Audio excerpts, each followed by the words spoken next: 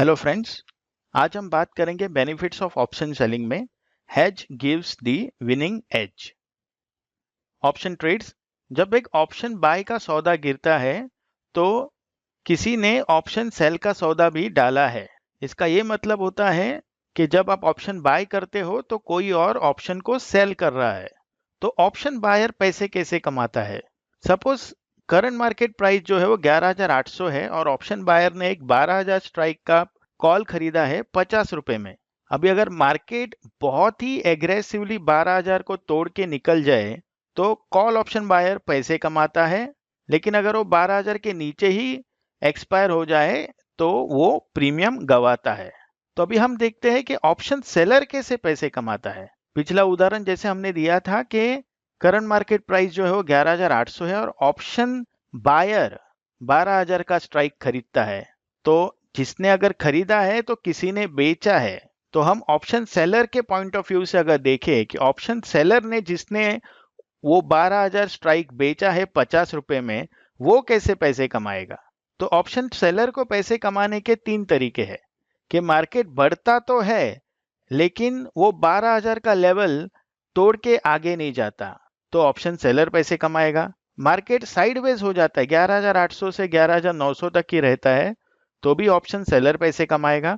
और मार्केट गिर ही जाता है, 11,800 से 11,700 पहुंच जाता है, तो भी ऑप्शन सेलर ही पैसे कमाएगा। अभी हम देखते हैं कि ये ऑप्शन बायर्स और ये ऑप्शन सेलर्स है कौन। मार्केट मेकर्स, बैंक्स और इंस्टीट्यूशंस जिनके पास बहुत पैसे होते हैं, उनके पास इन डेप्थ नॉलेज होता है दुनिया भर के मार्केट का, देश विदेश के मार्केट का उनके पास नॉलेज होता है, वो ओवरऑल सेलर्स होते हैं मार्केट में। मार्केट पार्टिसिपेंट्स जैसे कि रिटेल ट्रेडर्स, छोटे ब्रोकर्स, प्रोफेशनल ट्रेडर्स जिनके पास लिमिटेड रिसोर्सेस होता है, वो मार्केट में पार्टिसिपेट करते हैं खुद के पर्सनल व्यू और एनालिसिस से। वह लोग ओवरऑल बायर्स होते हैं मार्केट में।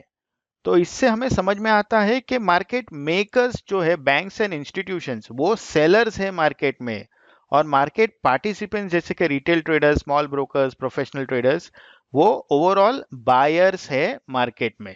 अभी हम बात करेंगे टाइम डीके की। ऑप्शन प्रीमियम जो है वो गुजरते वक्त के साथ कम होते जाता है। जैसे ही एक एक दिन बीतता जाता है, ऑप्शन प्रीमियम थोड़ा थोड़ा कम होते जाता है। इसको आप उदाहरण के तौर पे आइस क्यूब इफेक्ट देख लीजिए। जैसे ही हम बर्फ को फ्रिज से बाहर निकालते हैं वो पिघलना चालू हो जाता है और थोड़े टाइम के बाद उसका पानी हो जाता है। वैसे ही ऑप्शन बायर के पास लिमिटेड टाइम होता है प्रॉफिट बुक करने के लिए, लेकिन ये जो टाइम डीके इफेक्ट है वो ऑप्शन सेलर के लिए एक दोस्त की तरह काम करता है। जितने कम दिन बाकी है एक्सपायरी के, उतने ही चांसेस ज्यादा है ऑप्शन सेलर को प्रॉफिट बुक करने के लिए। अभी हम देखेंगे कि ऑप्शन बायर क्या सोचता है ऑप्शन खरीदते समय, कि लिमिटेड रिस्क है, जितना प्रीमियम भरना है थोड़ा सा उतना ही हमारा रिस्क है, और अनलिमिटेड प्रॉफिट होगा। सपोज आपने एक निफ्टी का कॉल खरीद लिया है 50 रुपए में, लॉट साइज है 75, तो आपका रिस्क होगा 50 इंटू 75, 3,750। ये आपका मैक्सिमम रिस्क होगा और आपका पोटेंशियल प्रॉफिट जो है वो अनलिमिटेड होगा। ये ऑप्शन बायर सोचता है जब वो ऑप्शन खरीदता है। अब जैसे ही मार्केट बढ़ता है और ऑप्शन बायर के फेवर में जाता है तो आप पोटेंशियली अनलिमिटेड प्रॉफिट कर सकते हो, लेकिन अभी ग्रीड और फियर जो है वो पिक्चर में आ जाता है। मार्केट समझो आपने 50 रुपए का जो कॉल खरीदा है वो बढ़ के 100 रुपया हो गया, तो आप खुशी खुशी प्रॉफिट को बुक कर लेते हो। कोई भी ऑप्शन बायर उसे और बढ़ने के लिए रुकता ही नहीं है। कोई नहीं सोचता है कि वो 150 हो जाएगा तब मैं प्रॉफिट बुक कर लूंगा, क्योंकि जो चीज आपने 50 में खरीदी है वो 100 रुपये हो चुकी है। तो आपको एक ग्रीड आ गया कि हमें तो ये प्रॉफिट बुक करना है, और उसके साथ एक फियर भी आ जाता है कि ये गिर गया तो हमें जो मिल रहा था अभी वो भी नहीं मिलेगा। तो जो अनलिमिटेड प्रॉफिट की जो बात करते हैं, वो अनलिमिटेड प्रॉफिट नहीं होता है। जैसे ही आपका 50 का 100 हो जाता है ऑप्शन प्रीमियम, आप प्रॉफिट बुक करके निकल जाते हो। कोई भी उसे 150 तक पहुंचने के लिए रुकता ही नहीं है। अभी इस सिचुएशन में आपने जो कॉल प्रीमियम खरीदा था 50 रुपए का और आपका प्रॉफिट भी 50 रुपया ही हुआ है, तो आपका रिस्क टू रिवॉर्ड जो आपको मिला है वो 1:1 है। अभी ऑप्शन सेलर क्या सोचता है जब वो कोई ऑप्शन बेचता है? उसका लिमिटेड प्रॉफिट होता है, जो प्रीमियम प्राप्त हुआ है उतना ही प्रॉफिट होता है, और मार्जिन मनी जो है वो बहुत सारा लगता है, और उसे अनलिमिटेड रिस्क भी होता है। उदाहरण के तौर पे देखिए कि अगर आपने एक निफ्टी कॉल को बेचा है 50 रुपए में और लॉट साइज है 75, तो आपका मैक्सिमम प्रॉफिट यहाँ पे 50 इंटू 75 3750 ही होगा। तो हमें एक चीज पता चल जाती है कि ऑप्शन सेलर जो है उसको उसका मैक्सिमम प्रॉफिट जो है वो पहले से ही पता है। जितना उसको प्रीमियम मिला है उतना ही उसका मैक्सिमम प्रॉफिट है, इससे ज्यादा उसको नहीं मिलने वाला है। ये चीज ऑप्शन सेलर को पहले से ही पता होती है।